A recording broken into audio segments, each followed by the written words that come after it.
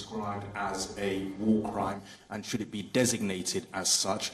Secondly, I'd like to ask you about policy with regard to refugees. 500,000, I think, have fled in the last 6 days, over half of those taken in and welcomed by Poland. You said that we're going to ease in the UK the ability of Ukrainians living there to bring relatives. Shouldn't we go much further, and isn't this the time to go much further, given the situation on the ground? Thank you.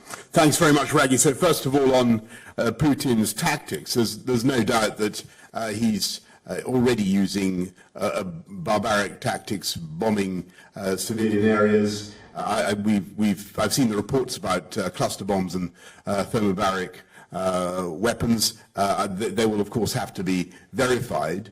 But I think that everybody involved in the Russian onslaught should understand that all this will be collated in evidence to be used at a future time in what could be proceedings before the International Criminal Court. I hope people understand that. If you're going to use illegal weapons against innocent civilians, you're going to be brought to the bar of history, or rather to the International Criminal Court before then. And I hope that he gets that.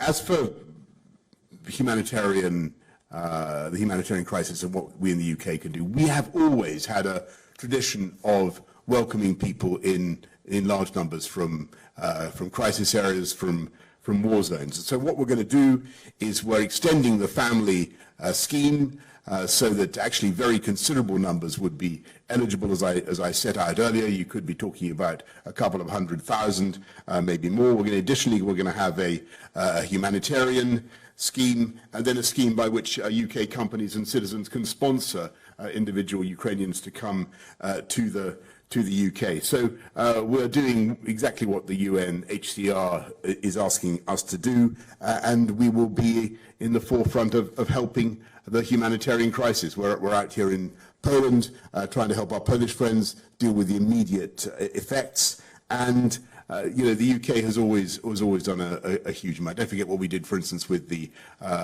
Afghan refugees under op pitting and other operations, as well as the British nationals in Hong Kong, just in my own time as Prime Minister, and we will do it again. Next question, please. From now you're going to have to forgive me. Do I say Jędrzej Bilecki? Yes, that's me. Jędrzej, how are you? Great. I'm working for Rzeczpospolita. That's the daily here. Prime Minister, you said that the only way to come out of this crisis, this war, is for Putin to withdraw from Ukraine, but of course he's not going to do it for the moment. Do you have an idea of a compromise here? President Zelensky himself mentioned the neutrality of Ukraine, but obviously this would mean that Putin won. So do you have a vision for ending this war? And secondly, you said that you could impose further sanctions like the US and the EU could do as well. Do you think that this could lead finally to the fall of the Putin regime in Russia itself? Thank you. Thanks very much, Jędrzej. Well, look, first of all, I think what everybody in the international community must recognize is that the outcome is something that the Ukrainians themselves have got to will and to desire. And it's for them to decide the future of their country, not for people to fix it over the heads of the Ukrainians. If there's a way forward that they can envisage, then of course the UK would be supportive of that. But I have to say that looking at things now, it's very hard to see how Vladimir Putin can be cast as a valid interlocutor, given what he has done. That's the problem we face. Yes, I'm all in favour of negotiation. Yes, I'm all in favour of finding a solution. But how can you negotiate with somebody whose tanks are rolling towards Kyiv and who is bombing innocent civilians? I think it's impossible at the moment, and I think that is the reality. And on your second question, no, I think the answer is that this is not about events in Russia. This is about Ukraine. This is about protecting the people of Ukraine and doing everything we can together to allow them to defend themselves and to have a sovereign, independent Ukraine. And that's why we've got the package of sanctions that we have. That's why we're willing, if necessary, and I think it will be necessary, to go further. And I think you asked what kinds of ways could we go further. There is plainly more to be done on SWIFT. We can tighten up yet further on SWIFT. Even though it's had a dramatic effect already, I think we do need to go further.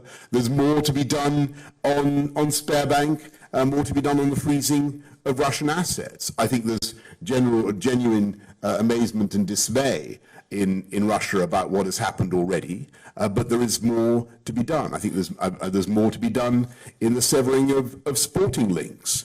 There's more to be done in cracking down on the billionaires who are associated with Vladimir Putin, and the UK is certainly going to be in the lead in that. There are plenty more things that we can and will do as we tighten the economic pressure.